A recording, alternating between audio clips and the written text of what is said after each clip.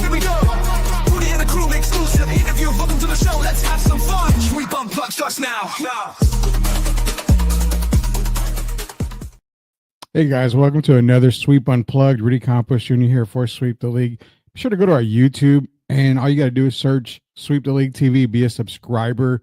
There you can get all the content, Sweep Unplugged. We've got another sports card show coming out probably this week and next week. Of course, you got the big show of them all, Sweep the League TV, which comes to you every single night, Monday through Friday at 9 p.m. Central Time. So got a lot going on, STL Music, and a whole bunch of other things going on. We've got the launch of more podcasts as well. So again, today is Sweep Unplugged. We're going to be joined by a very special guest, and our guest today, Mr. Brian Hite, is going to break down something that not only in the sports world that we deal with as athletes, but it also is another focus on everyday life, because in 2025, as you guys have seen for Sweep Unplugged, we've been hidden, whether it be the fitness side, the financial side, or there was one side that we actually hit already in the 2025 was the business side.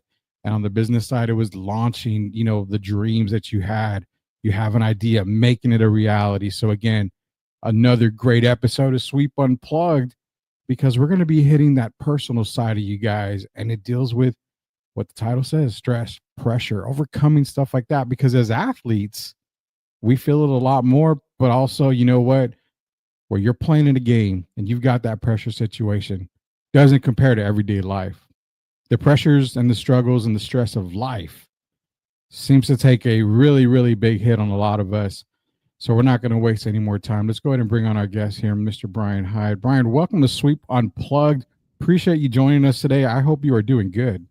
Yeah, we're doing great out here. Thank you very much for having me. I appreciate it.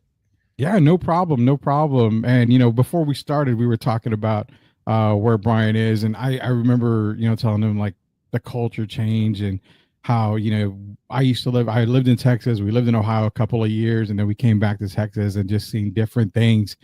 And it made me think, as soon as I hit record, I thought I got to ask him this question, because the biggest thing we want to talk about is stress and pressure and a lot that goes on. And before we dive deep into that, a simple shock going from one place to another, people may not realize that you may be excited for that first Florida trip, but in a way it does add a little bit of pressure and a little bit of stress, because it's the thought of the unknown, I guess. And that's kind of the way I felt going to Ohio. I had zero idea what to think about.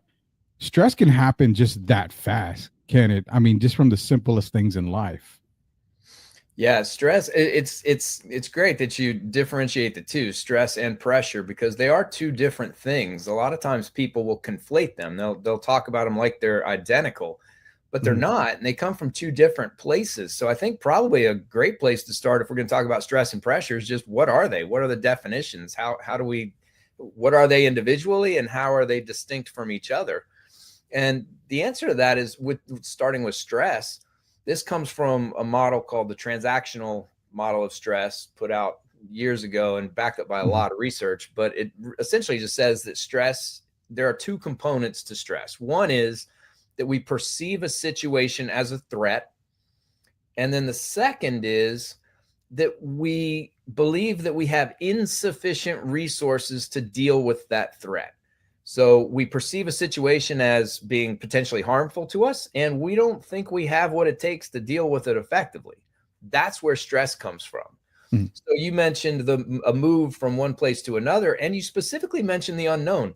The human brain does not do well with unknown, with ambiguity. We just don't.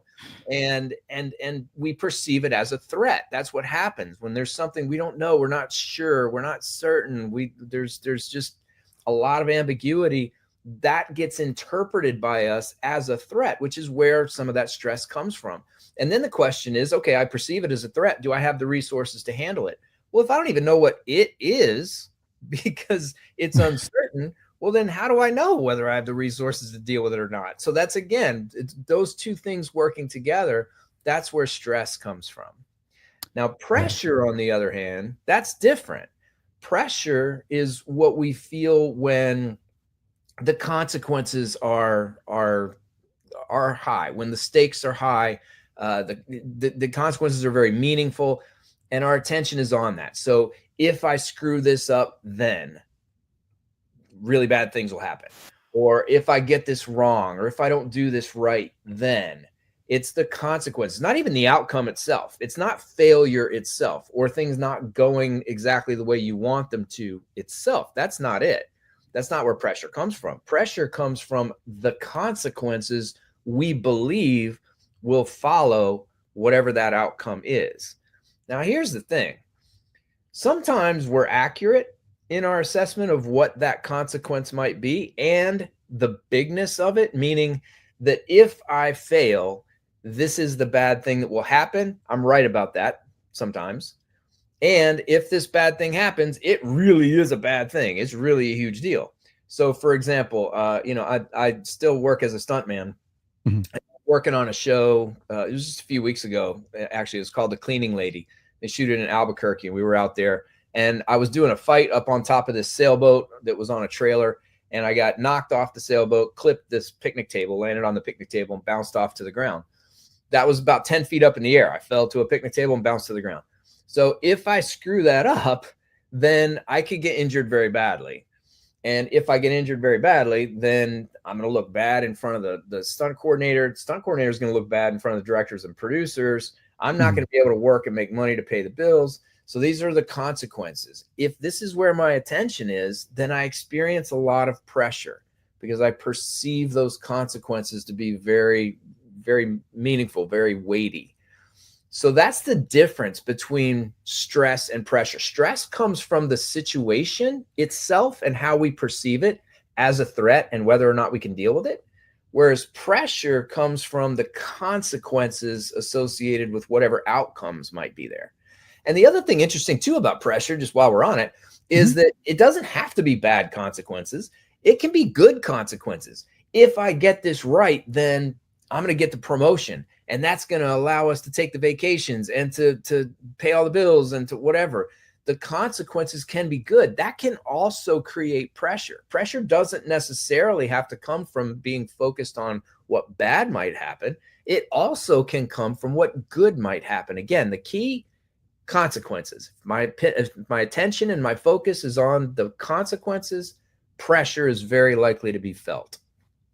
Yeah, and it's a good thing that you broke it down because a lot of people can mistake stress and pressure, and it's the same thing. Well, I'm stressing, but in reality, it could be just the pressure that you're faced with. So breaking it down like that really helps everybody out there to understand the difference between the two. We're talking to Brian Hite now. You go to brianhiteglobal.com. Got a whole lot of stuff there that you can get information on. Some programs that we're going to get into, also books, podcasts, everything you need to know here about Mr. Hite. Go to brianhiteglobal.com. Talking to us here on Sweep the League Unplugged. You mentioned stuntman, and I'm going to save that for the end because that's always a cool thing, and we kind of like to go at the end here, a little off the tracks and stuff. So we'll definitely save the stuntman talk for a little bit. But going back to stress and pressure. We talk to athletes a lot here at Sweep the League. We talk to professional athletes currently. We talked to them in the past, and they all experienced that one moment in a game where, hey, I'm at the free throw line. If I make this, we win. If I don't, we lose. They're in those types of pressure situations. But in everyday life, you just mentioned the difference between stress and pressure. Out of the two, which is the one that a person experiences the most and just doesn't realize that they're experiencing it? Because in his situation with me, and I know a few other people, family-wise and friends, it's the same talk every day. It's the stress. For me, I always try to just relax. And, my dad used to always tell me, you can only control what you can control. You can't worry about it because stress will kill you. And the thing is that you can breathe, you can go through motions, you can go through everything, but you can't overcome it. So in everyday life, like I'm talking about here, is we always go under, I'm stressed today, I'm stressed today, I'm stressed today, I'm stressed today. At what point does stress start to take control of your life, because the whole key word, stress, is a killer. And that's something that I wanted to ask you about. At what point does one stressful thing just start to overcome you and cause emotional damage, cause, physical damage, stuff like that? Because I don't know what breaking point, I don't know at what point the breaking point is. And I know a lot of our listeners may think that, I'm going to stress every day, but at what point is enough to where, all right, now I'm getting really sick? Yeah. Well, I don't know that there is a breaking point. It's a cumulative effect that happens over time, and the extent to which it affects us varies based on other factors, meaning how much sleep are we getting? What kind of food are we eating? What kind of exercise are we getting? What kind of friends do we have? And how often are we spending time with them? How often are we connecting with loved ones? There are a lot of different variables. This is one of the reasons the work that I do, I really focus on a holistic approach to whatever, meaning physical, mental, emotional, social, and sometimes spiritual, because these are all components of human beings. And when we move the needle on one, we're moving the needle on the other. Meaning, if I change the way that I'm doing things physically, like I do start getting more sleep, I do start eating better, that changes the way that my mind works. I can think more clearly. I can process information more efficiently.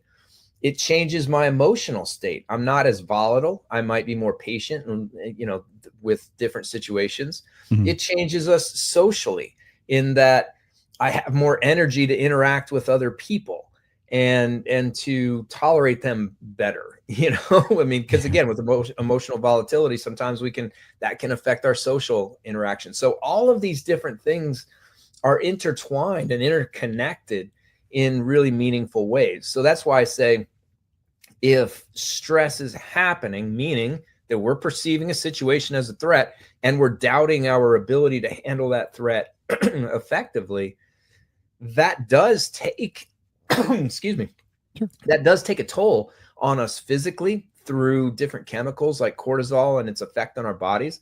It takes a toll on us mentally because we get overwhelmed in our minds, and emotionally, again, it affects all these different things. What the breaking point is, that's going to, number one, I don't know that there is a breaking point necessarily. Yeah. It will get continually worse on a scale of worseness,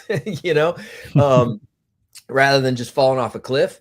But when and how much and how quickly that happens is absolutely a function of these other resources that we have available. This is work. When I was working with the Army, I worked for the Army. I wasn't in the Army. I worked for the Army as a contractor for 10 years. And I did a lot of training in resilience. And this is one of those things about resilience. If we're talking about resilience, that's when we bring in those resources to bear. The more resources we have available, the more resilient we tend to be. So, but I do want to distinguish one thing, because you've said it twice now, and I want to just highlight it. You said pressure situations. And to me, I don't think such a thing even exists. I know that that's common in our vernacular, but to me, and this isn't new. This isn't Brian inventing something. This goes back 2,000 years to Stoic philosophers, Epictetus, Marcus Aurelius. The fact that it's not events that determine how we feel and what we do. It's how we interpret those events. It's how we think about those events. It's the meaning that we assign to those events, our perception, that determines what we're going to feel and what we're going to do. So the situation itself is not a pressure situation. In other words, going into a certain situation, there's no objective situation that you can pick to say, okay, if you're in this situation, you're going to feel pressure. It's just not true. And it's objectively not true in the sense that, I mean, just for me personally, I've been in two almost identical situations. Car driving down the road, I'm coming out the back of it, hitting the ground and rolling. One of them I felt pressure, the other I didn't. Or the two of us could be in the identical same situation. One of us could feel pressure, the other one doesn't. So it's not the situation that will determine whether we experience pressure or not. I think that that's a interesting and useful distinction to make. If we can stop calling things pressure situations, because what that does is it normalizes this fact of, okay, when I get in this situation, I'm going to feel pressure. Well, you don't have to, and I don't think you should. because we don't perform our best when we feel pressure. And again, anybody who's been a performer ever in life, this is not a hard argument to make, because when we've been at our best, every single person will tell you when they've been at their best, they've been in whatever's called, they call it the flow or the zone, or I refer to it as my bubble, but whatever it is, there's no pressure, there's no stress, there's no outside world. There is nothing other than what is relevant to the task, what I'm doing in this moment. There's nothing else that exists, and it's all just flowing. There's no pressure, there's no stress. That's when we're at our best. So to say that by definition, a situation is going to make us feel pressure makes us expect to feel pressure. And if we are feeling pressure, then we're not at our best. So that's why I think that terminology, the words matter. And that's why in the work that I do, in the talks that I give and the workshops and all of the coaching, it's high stakes situations, high stakes environments, meaning that the stakes are high, that success or failure is going to matter. It could matter physically in the sense that if you screw this up, you might die. I've been in those situations, and many other people are every day too. It could be, if I screw this up, then I'm going to lose a bunch of money. It could be, if I get this right, then I'm going to have my ticket punched and my whole career is going to change for the better. Whatever it is, the stakes are high. That can be, there's still some perception involved of what I think high stakes are versus what you think high stakes are. But we can wrap our heads around high stakes a whole lot easier than high pressure. Pressure is very subjective. It is absolutely up to each person in terms of how they perceive things and what they are putting their attention on. Remember, I said pressure comes from attention being on the consequences. Well, if my attention's not on the consequences, but instead is on the task relevant things that I can do right now, the things like you just said. You said your dad told you, you can only control what you can control.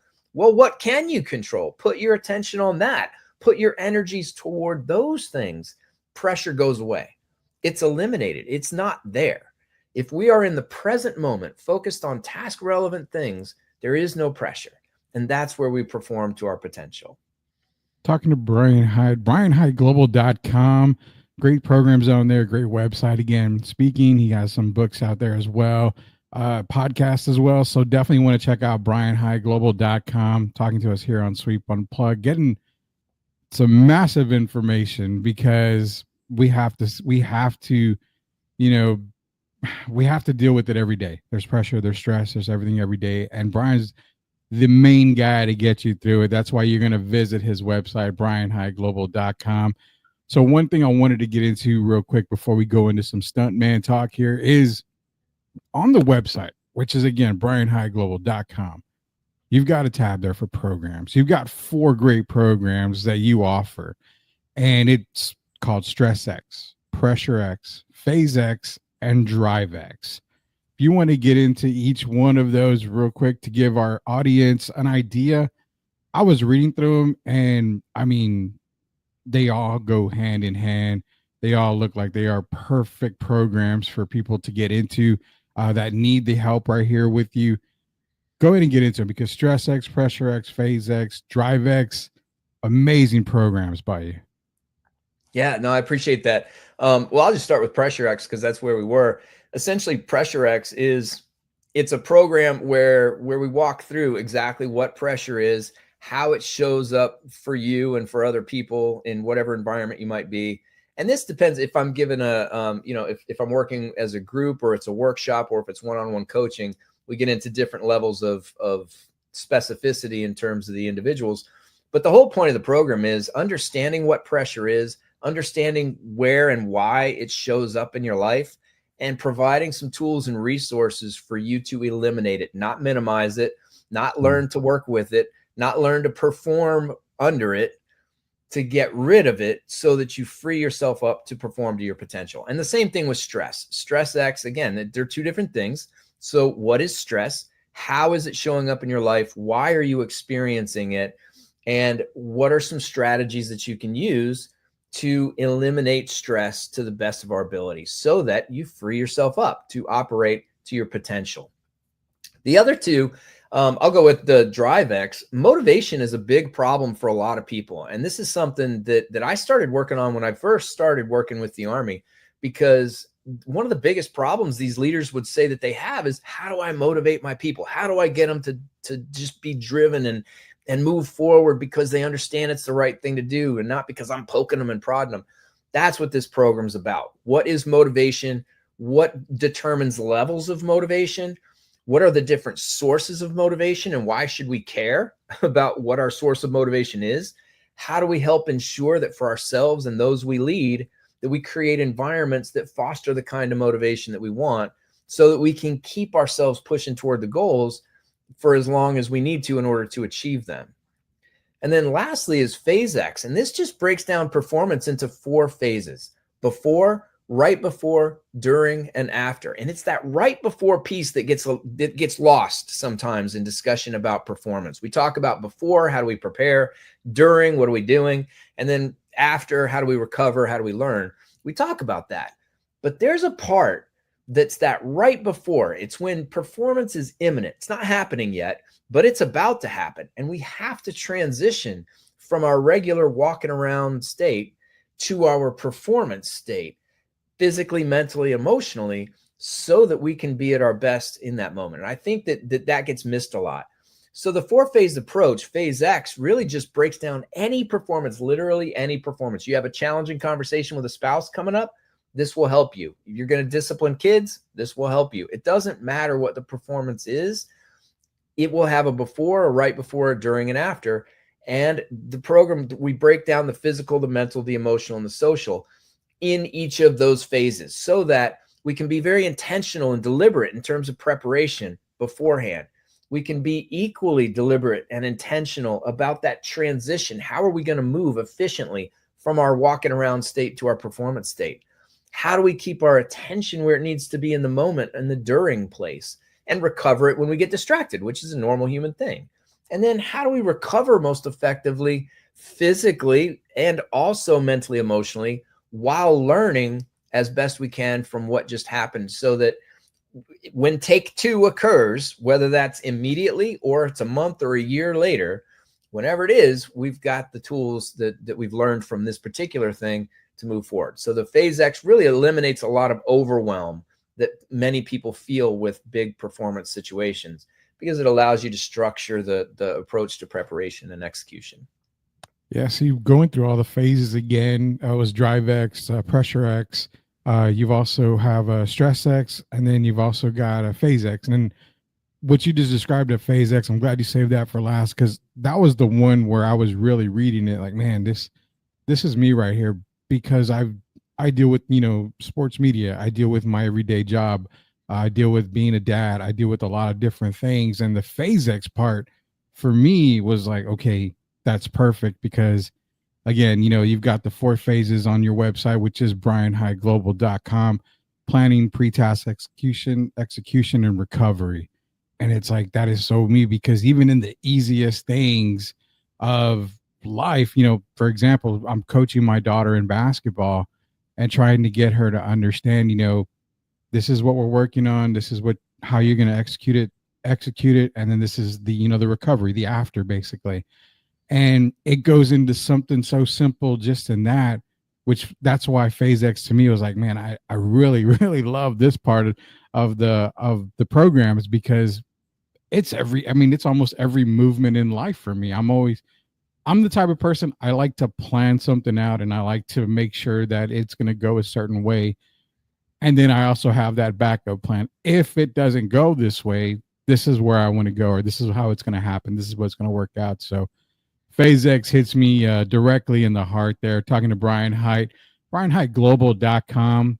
You can check out all these great programs, and they are amazing. They are definitely amazing. So we're going to definitely promote Brian on our shows this week for Sweep the League TV. Again, brianhiteglobal.com. Give everybody an opportunity to go check out the website and get in contact with him.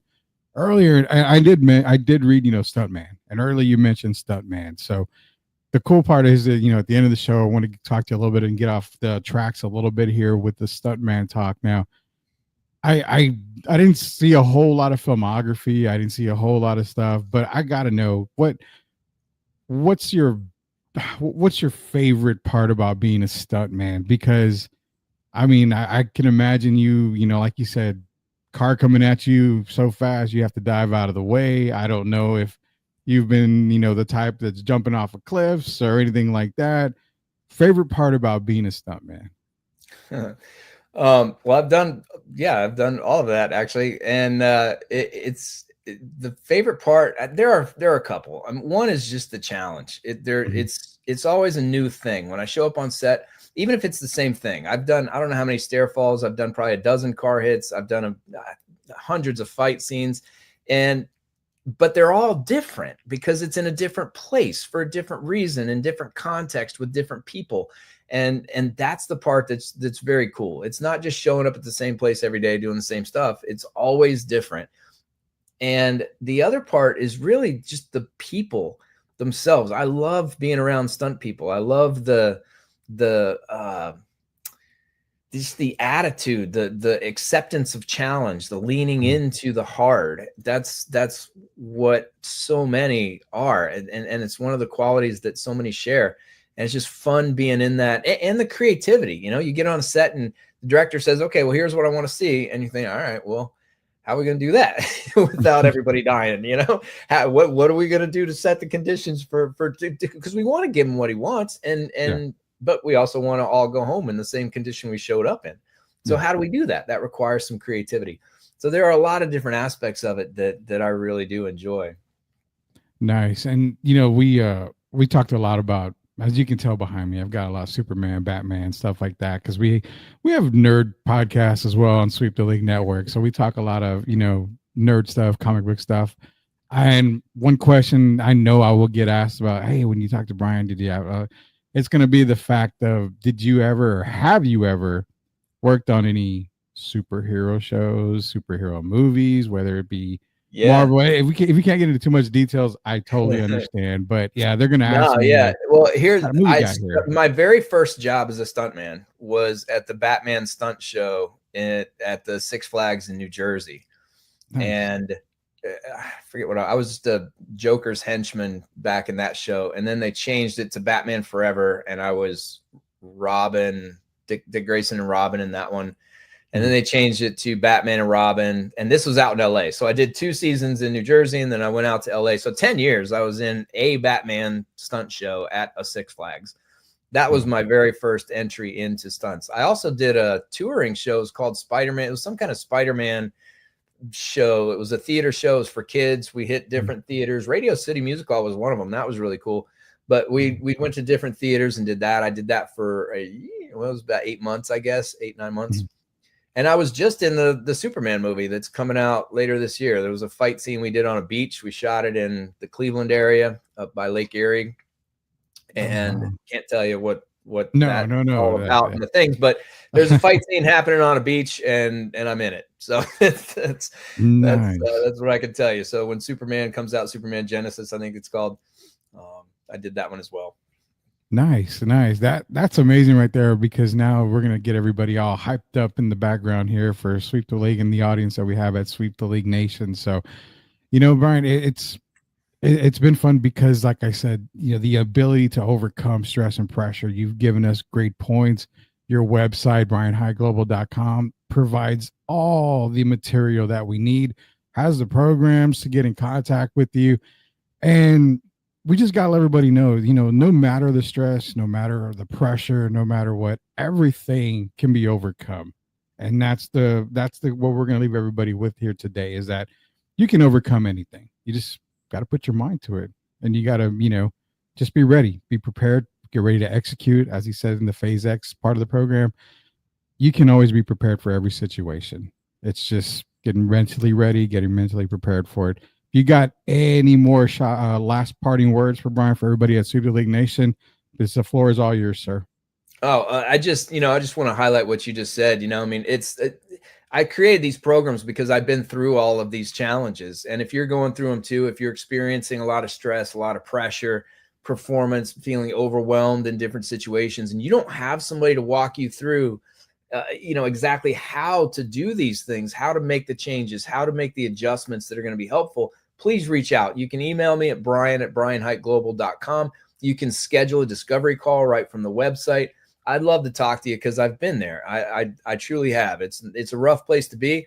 And if I can give you any information that's beneficial, I'd love to do that. So just please reach out.